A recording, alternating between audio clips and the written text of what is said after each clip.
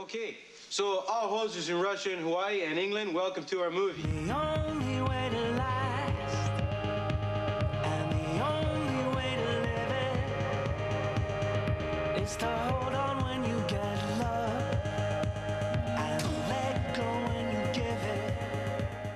Just a taste there of the 150 Canadian films you can see today all across the country in honor of National Canadian Film Day. Part of Canada 150, this is the largest one-day film festival ever, all in celebration of Canadian cinema. We've got Eli Glasner down at the lobby of the CBC in Toronto. Eli, tell me more about what's going on today. Well, so Hannah, we have a Canadian Film Day contest wheel, believe it or not. Look at that, you can win Canadian Film Day recipe books, t-shirts, bonus prize. Have no idea what it is. Maybe you get to direct a film. We'll find out. And we've created some graphics. There's 150 Canadian films being featured today right across the country. Most of these screenings are free, and they are from coast to coast to coast, right at the top of Canada, actually around the world, also at some embassies. But let me bring in Charles Officer, because he is a Canadian director, documentarian. You are participating in Canadian Film Day. Now, you kind of do it all. You direct television, you do these amazing, stunning looking features like Nurse Fighter Boy, you do your documentaries like The Skin We're In.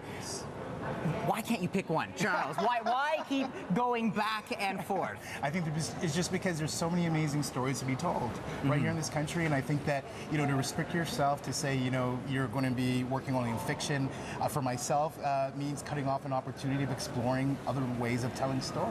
Right. And I love documentary. I love, you know, working between fact and fiction, and it both informs the other. Now, what would you say to people who have, you know, when they hear Canadian film, they think it's all hockey sticks and hosers? I say that that's a misconception.